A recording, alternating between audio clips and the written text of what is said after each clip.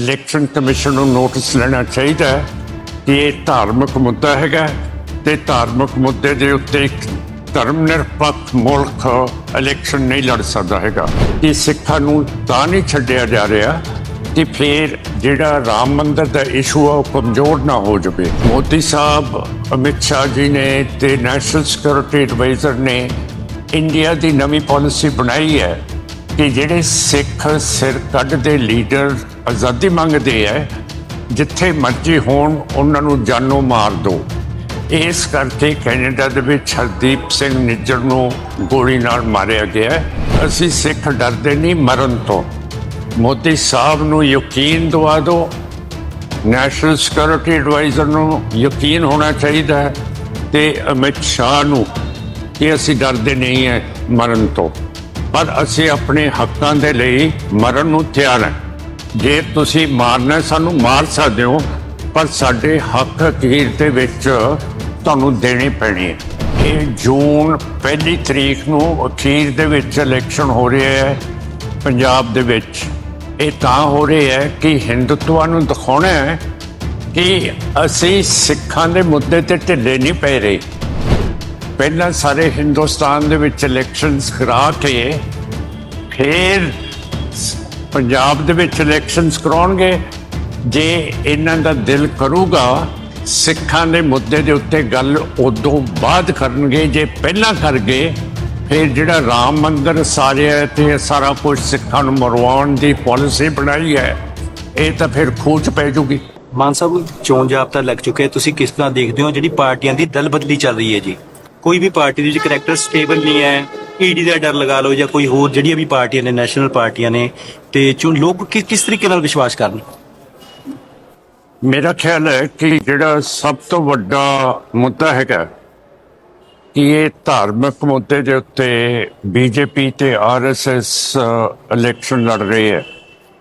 ਇਹਨਾਂ ਦੇ ਏਜੰਡੇ ਦੇ ਵਿੱਚ ਰਾਮ ਮੰਦਰ ਹੈਗਾ। ਰਾਮ ਮੰਦਰ ਦੇ ਮੁੱਦੇ ਦੇ ਉੱਤੇ ਇਹਨਾਂ ਨੇ ਬਹੁ ਗਿਣਤੀ ਹਿੰਦੂ ਨੂੰ ਅਪੀਲ ਕੀਤੀ ਹੈ ਕਿ ਸਾਨੂੰ ਵੋਟਾਂ ਪਾਓ। ਔਰ ਰਾਮ ਮੰਦਰ ਇਹ ਵੀ ਦਿਖਾਉਣਾ ਚਾਹੁੰਦੇ ਹੈ ਕਿ ਇਹ ਉਸ ਜਗ੍ਹਾ ਦੇ ਉੱਤੇ ਇਹਦੀ ਸਾਰੀ ਹੋਈ ਹੈ ਜਿੱਥੇ ਮੁਸਲਮਾਨਾਂ ਦੀ ਬਬਰੀ ਮਸਜਿਦ ਸੀਗੀ। ਸੋ ਮੇਰਾ ਮਤਲਬ ਕਹਿਣ ਦਾ ਹੈ ਕਿ ਮੁਸਲਮਾਨਾਂ ਦੇ ਉੱਤੇ ਜਿੱਤ ਹੋਣ ਦੇ ਕਾਰਨ ਇਹ ਰਾਮ ਮੰਦਰ ਦੀ ਸਾਰੀ ਹੋਈ ਹੈ। ਜਿਹੜਾ ਇਲੈਕਸ਼ਨ ਕਮਿਸ਼ਨ ਨੂੰ ਨੋਟਿਸ ਲੈਣਾ ਚਾਹੀਦਾ ਹੈ ਕਿ ਇਹ ਧਾਰਮਿਕ ਮੁੱਦਾ ਹੈਗਾ ਤੇ ਧਾਰਮਿਕ ਮੁੱਦੇ ਦੇ ਉੱਤੇ ਇੱਕ ਧਰਮ ਨਿਰਪੱਖ ਮੁਲਕ ਇਲੈਕਸ਼ਨ ਨਹੀਂ ਲੜ ਸਕਦਾ ਹੈਗਾ। ਦੂਸਰੇ ਪਾਸੇ ਸਿੱਖਾਂ ਦੇ ਮਸਲੇ ਹੈਗੇ ਆ। 32 ਸਾਲਾਂ ਤੋਂ ਸਿੱਖ ਜੇਲ੍ਹਾਂ ਦੇ ਵਿੱਚ ਬੈਠੇ ਹੈ। ਅੰਮ੍ਰਿਤਪਾਲ ਸਿੰਘ ਨੂੰ ਅਸਾਮ ਦੇ ਡਿਬਰੂਗੜ੍ਹ ਜੇਲ੍ਹ ਦੇ ਵਿੱਚ ਤੇ ਉਹਦੇ ਬੰਦਿਆਂ ਨੂੰ ਨੱਪਿਆ ਹੋਇਆ 1 ਸਾਲ ਪੂਰਾ ਹੋ ਗਿਆ, ਪਰ ਉਸ ਨੂੰ ਛੱਡਿਆ ਤਾਂ ਨਹੀਂ ਜਾ ਰਿਹਾ ਕਿਉਂ ਕਰਕੇ ਜਿਹੜਾ ਮਾਹੌਲ ਹਿੰਦੂਤਵਾ ਦਾ ਪੈਦਾ ਕੀਤਾ ਰਾਜ ਮੰਦਰ ਬਣਾਉਣ ਦੇ ਵਿੱਚ ਜਿਹੜੇ ਭਗਤ ਹੋ ਗਏ ਹੈ ਰਾਮ ਮੰਦਰ ਦੇ, ਉਹ ਸਮਝਣਗੇ ਕਿ ਜੇ ਸਿੱਖਾਂ ਨੂੰ ਅਸੀਂ ਛੱਡ ਦੇਵਾਂਗੇ ਤੇ ਫਿਰ ਅਸਲੀ ਹਿੰਦੂ ਮੁੱਦਾ ਕਮਜ਼ੋਰ ਹੋ ਜਾਊਗਾ। ਤੇ ਮੋਦੀ ਸਾਹਿਬ ਕਟਰ ਗਏ ਸੀਗੇ ਤੇ ਉੱਥੋਂ 8 ਹਿੰਦੁਸਤਾਨੀਆਂ ਨੂੰ ਫਾਂਸੀ ਦੇ ਫੰਜੇ ਦੇ ਵਿੱਚੋਂ ਛੁਡਾ ਕੇ ਲੈ ਕੇ ਆਏ ਹੈ। ਜੇ ਮੋਦੀ ਸਾਹਿਬ ਨੂੰ ਇਹਦਾ ਫਿਕਰ ਹੈ, ਇਹ ਹਿੰਦੂਤਵਾ ਨੂੰ ਦਿਖਾ ਰਹੇ ਹੈ ਕਿ ਸਾਡੇ ਵਿੱਚ ਕਿੰਨੀ ਤਾਕਤ ਹੈਗੀ ਹੈ ਤੇ ਅਸੀਂ ਕਤਰ ਦੇ ਮੁਸਲਮਾਨਾਂ ਦੇ ਮੁਲਕ ਤੋਂ ਵੀ 8 ਇੰਡੀਅਨਸ ਨੂੰ ਛੁਡਾ ਕੇ ਲਿਆਂਦਾ ਹੈਗਾ। ਜਿਹਦਾ ਮਤਲਬ ਹੈ ਜਿਹੜਾ ਹਿੰਦੂਤਵਾ ਦਾ ਏਜੰਡਾ ਹੈ ਰਾਮ ਮੰਦਰ ਦਾ, ਉਹ ਹੋਰ ਤਕੜਾ ਕੀਤਾ ਜਾ ਰਿਹਾ ਹੈ।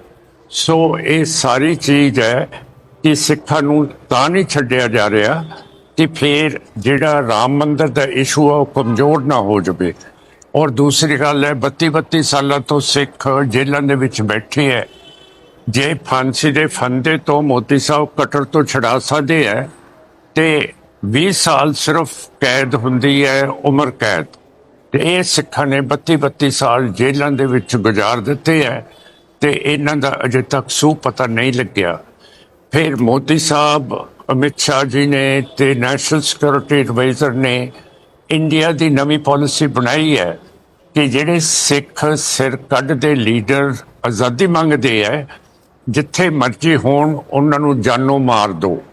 ਇਸ ਕਰਕੇ ਕੈਨੇਡਾ ਦੇ ਵਿੱਚ ਹਰਦੀਪ ਸਿੰਘ ਨਿੱਜਰ ਨੂੰ ਗੋਲੀ ਨਾਲ ਮਾਰਿਆ ਗਿਆ, ਰਿਪੂ ਦਮਨ ਸਿੰਘ ਮਲਕ ਨੂੰ ਮਾਰਿਆ ਗਿਆ, ਸੁਖਦੇਵ ਸਿੰਘ ਨੂੰ ਕੈਨੇਡਾ ਦੇ ਵਿੱਚ ਮਾਰਿਆ ਗਿਆ, ਬਰਤਾਨੀਆ ਦੇ ਵਿੱਚ ਅਵਤਾਰ ਸਿੰਘ ਠੰਡੇ ਨੂੰ ਮਾਰਿਆ ਗਿਆ। ਏਜੰਸੀਆਂ ਵੱਲੋਂ ਮਾਰੇ? ਹਾਂਜੀ, ਏਜੰਸੀਆਂ ਵੱਲੋਂ? ਹਾਂ, ਏਜੰਸੀਜ਼ ਮੈਂ ਦੱਸਦਾ ਹਾਂ ਕਿ ਮੈਂ ਪਹਿਲਾਂ ਤੁਹਾਨੂੰ ਦੱਸਦਾ ਦਿੱਤਾ ਕਿ ਇਹ ਨਵਾਂ ਏਜੰਡਾ ਹੈਗਾ ਕਿ ਸਿੱਖਾਂ ਨੂੰ ਕਿਵੇਂ ਮੁਸਲਮਾਨਾਂ ਵਰਗਣ ਇਹਨਾਂ ਨੂੰ ਨੱਪਣਾ ਹੈਗਾ। ਤੇ ਪਾਕਿਸਤਾਨ ਦੇ ਵਿੱਚ ਪਰਮਜੀਤ ਸਿੰਘ ਪੰਜਵੜ ਨੂੰ ਏਜੰਸੀ ਨੇ ਮਾਰ ਦਿੱਤਾ ਹੈਗਾ, ਰੋਡੇ ਨੂੰ ਮਾਰ ਦਿੱਤਾ ਹੈਗਾ। ਹਿੰਦੁਸਤਾਨ ਦੇ ਅੰਦਰ ਹਰਿਆਣੇ ਦੇ ਵਿੱਚ ਦੀਪ ਸਿੰਘ ਸਿੱਧੂ ਨੂੰ ਮਾਰਤਾ ਹੈ, ਪੰਜਾਬ ਦੇ ਵਿੱਚ ਮੂਸੇਵਾਲ ਨੂੰ ਮਾਰ ਦਿੱਤਾ ਹੈਗਾ। ਸਾਡੀ ਸਿਕਿਉਰਿਟੀ ਕੋਈ ਨਹੀਂ ਹੈਗੀ। ਔਰ ਮੇਰਾ ਕਹਿਣ ਦਾ ਮਤਲਬ ਹੈ ਅਸੀਂ ਸਿੱਖ ਡਰਦੇ ਨਹੀਂ ਮਰਨ ਤੋਂ। ਮੋਦੀ ਸਾਹਿਬ ਨੂੰ ਯਕੀਨ ਦਿਵਾ ਦਿਓ, ਨੈਸ਼ਨਲ ਸਿਕਿਉਰਿਟੀ ਐਡਵਾਈਜ਼ਰ ਨੂੰ ਯਕੀਨ ਹੋਣਾ ਚਾਹੀਦਾ ਹੈ ਤੇ ਅਮਿਤ ਸ਼ਾਹ ਨੂੰ ਕਿ ਅਸੀਂ ਡਰਦੇ ਨਹੀਂ ਹੈ ਮਰਨ ਤੋਂ, ਪਰ ਅਸੀਂ ਆਪਣੇ ਹੱਕਾਂ ਦੇ ਲਈ ਮਰਨ ਨੂੰ ਤਿਆਰ ਹਾਂ।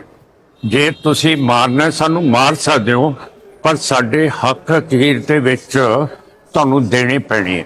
ਠੀਕ ਹੈ। ਮਾਨ ਸਾਹਿਬ, ਕਿਸ ਤਰ੍ਹਾਂ ਦੇਖਦੇ ਹੋ ਆਪ ਪਾਰਟੀ ਦੇ ਲੀਡਰ ਜੇਲ੍ਹ ਜਾ ਰਹੇ ਨੇ ਸ਼ਰਾਬ ਪਾਲਿਸੀ ਦੇ ਉੱਤੇ? ਤੁਸੀਂ ਦੇਖੋ ਤੇ ਐਨਡੀਏ ਦਾ ਜਿਹੜਾ ਗਠਨ ਕੀਤਾ ਗਿਆ ਗਾ, ਸਾਰੇ ਇੱਕ ਮੰਚ ਤੇ ਇਕੱਠੇ ਹੋ ਕੇ, ਪੰਜਾਬ ਦੇ ਵਿੱਚ ਇਕੱਠੇ ਨਹੀਂ ਹੈਗੇ ਤੇ ਦਿੱਲੀ ਜਾ ਕੇ ਇਕੱਠੇ ਹੁੰਦੇ ਨੇ ਇੰਡੀਆ ਗੱਠਜੋੜ ਦੇ ਵਿੱਚ। ਕਿਵੇਂ ਦੇਖਦੇ ਹੋ ਇਸ ਤਰੀਕੇ ਦੀ ਪੋਲਿਟਿਕਸ ਨੂੰ? ਪੰਜਾਬ ਦੇ ਵਿੱਚ ਤਾਂ ਇਕੱਠ ਨਹੀਂ ਹੋ ਰਹੇ ਕਿਉਂ ਕਰਕੇ ਇਹ ਜੂਨ 1 ਤਰੀਕ ਨੂੰ ਅਖੀਰ ਦੇ ਵਿੱਚ ਇਲੈਕਸ਼ਨ ਹੋ ਰਿਹਾ ਹੈ ਪੰਜਾਬ ਦੇ ਵਿੱਚ। ਇਹ ਤਾਂ ਹੋ ਰਿਹਾ ਹੈ ਕਿ ਹਿੰਦੂਤਵਾ ਨੂੰ ਦਿਖਾਉਣਾ ਹੈ ਕਿ ਅਸੀਂ ਸਿੱਖਾਂ ਦੇ ਮੁੱਦੇ ਤੇ ਢਿੱਲੇ ਨਹੀਂ ਪੈ ਰਹੇ। ਪਹਿਲਾਂ ਸਾਰੇ ਹਿੰਦੁਸਤਾਨ ਦੇ ਵਿੱਚ ਇਲੈਕਸ਼ਨਸ ਕਰਾ ਕੇ ਫਿਰ ਪੰਜਾਬ ਦੇ ਵਿੱਚ ਇਲੈਕਸ਼ਨਸ ਕਰਾਉਣਗੇ। ਜੇ ਇਹਨਾਂ ਦਾ ਦਿਲ ਕਰੂਗਾ ਸਿੱਖਾਂ ਦੇ ਮੁੱਦੇ ਦੇ ਉੱਤੇ ਗੱਲ ਉਦੋਂ ਬਾਅਦ ਕਰਨਗੇ। ਜੇ ਪਹਿਲਾਂ ਕਰ ਗਏ ਫਿਰ ਜਿਹੜਾ ਰਾਮ ਮੰਦਿਰ ਸਾਰਿਆ ਤੇ ਸਾਰਾ ਕੁਝ ਸਿੱਖਾਂ ਨੂੰ ਮਰਵਾਉਣ ਦੀ ਪਾਲਿਸੀ ਬਣਾਈ ਹੈ, ਇਹ ਤਾਂ ਫਿਰ ਖੂਚ ਪੈ ਜੂਗੀ।